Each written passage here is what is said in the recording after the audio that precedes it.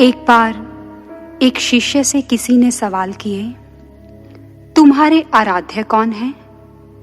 प्रत्युत्तर में शिष्य ने कहा, मेरे आराध्य मेरे गुरुदेव हैं। पुनः पूछा, तुम्हारी आराध्य स्थली कौन सी है?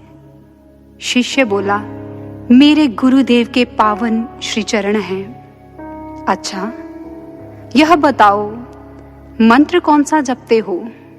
शिष्य कहने लगा, मंत्र? गुरुदेव गुरुदेव गुरुदेव। तुम्हारा लक्ष्य क्या है? शिष्य बोला, मेरे गुरुदेव की प्रसन्नता है।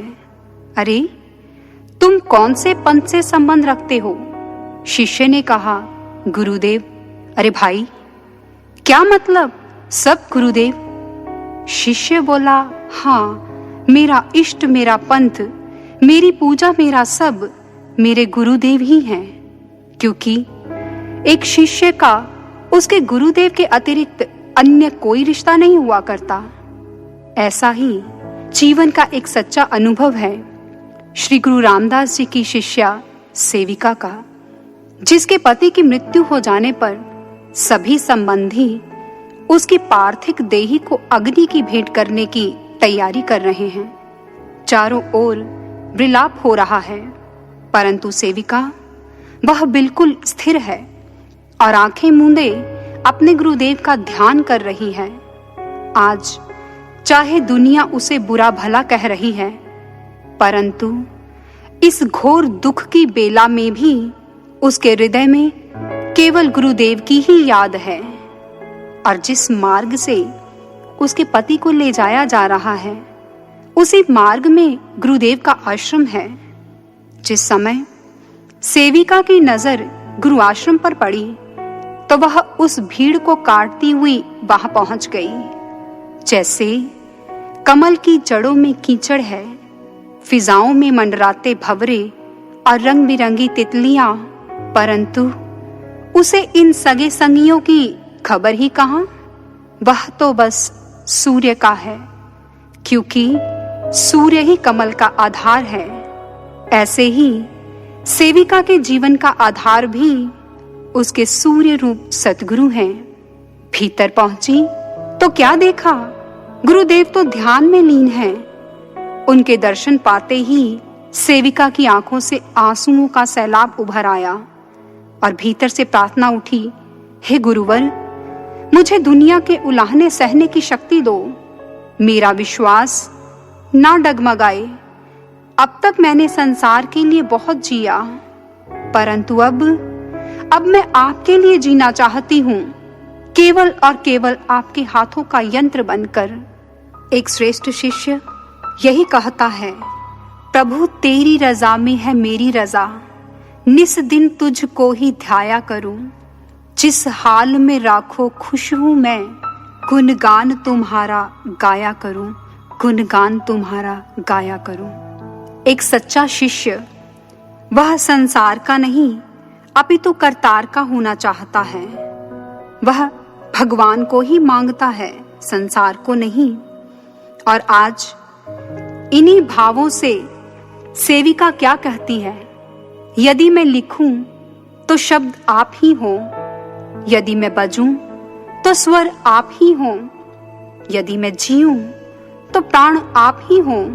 कुछ और मैं क्यों चाहूं गुरुवर, मेरे जीवन का अरमान व विश्वास केवल आप ही हो। मेरे जीवन का अरमान व विश्वास केवल आप ही हो। ऐसा हुआ करता है एक साधक का दृढ़ विश्वास, जो दुख की आंधी आने पर डोलता नहीं, अपितु प्राकृतिक आंधियों व कुदरत के नियमों को भी पलट देने की शक्ति रखता है। भक्त मीरा, यह उसका विश्वास ही तो था जिसने विष के प्याले को भी अमृत में परिवर्तित कर दिया। और दूसरी ओर भक्त कबीर जी को लोगों ने जंजीरों से बांधकर गंगा नदी में फेंक दिया। तब उसी गंगा की लहरों ने उनकी जंजीरों को भी तोड़ डाला। गंगा की लहर मेरी टूटी जंजीर, मृगशाला पर बैठे कबीर। कबीर जी ने कहा, जिन लहरों का कार्य डुबो देना है, वही उनकी जिंदगी के लिए रक्षा कवच बनी।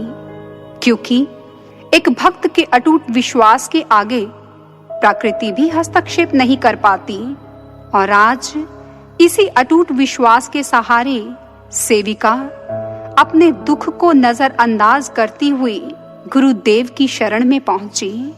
इन्हीं भावों के साथ जब उसने अपना शीश गुरु चरणों में झुकाया, तब गुरुदेव, जो कि ध्यान में लीन है, बिना नेत्र खोले सेविका को आशीर्वाद देते हुए बोलते हैं, सौभाग्यवती भव। और जब सेविका ने ये आशीष वचन सुने तो कहने लगी, हे गुरुदेव, यह आपने क्या कह डाला? मुझे सौभाग्यवती होने का आशीष दे दिया। शायद आप नहीं जानते कि मैं विधवा हो चुकी हूं। मेरे पति इस संसार को छोड़कर जा चुके हैं। तत्पश्चात गुरुदेव ने नेत्र खोले और कहा, पुत्री, अब तो हमने कह दिया है, यह सत्य है। और इसी सच्चाई को ग्रंथों ने भी कहा है, संत वचन पलटे नहीं, पलट जाए ब्रह्मांड। इधर गुरुदेव ने वचन कहे और उधर सेविका के पति में प्राण वापस लौट आए। यह देख सभी हैरान हुए कि यह संभव कैसे हुआ। परंतु जब सेविका को इस बात की खबर हुई तो वह अपने गुरुदेव की महिमा गाते हुए कहती है, यह कोई अनहोनी नहीं, अपितु मेरे गुरुदेव की कृपा है, मेरे गुरुदेव की कृपा है। सज्जनों, गुरुदेव तो पारस के तुल्य हुआ करते हैं, जिनकी एक छुअन मात्र से ही खोटे सिक्के भी स्वर्णिम अशर्फियों में परिवर्तित हो जाते हैं। और उन गुरुदेव के लिए एक साधक यूं कहता है, बुझते दिलों की महफिल में दिए जला दिए, दौरे पतझड़ में भी तूने फूल खिला दिए। कैसे शुक्रिया करूं ऐ जग के मसीहा तेरा, बवंडर में फंसी नौका को तूने किनारे दिला दिए, बवंडर में फंसी नौका को तूने किनारे दिला दिए। बोलिए सद्गुरु महाराज जी की जय, सच्चे दरबार की जय।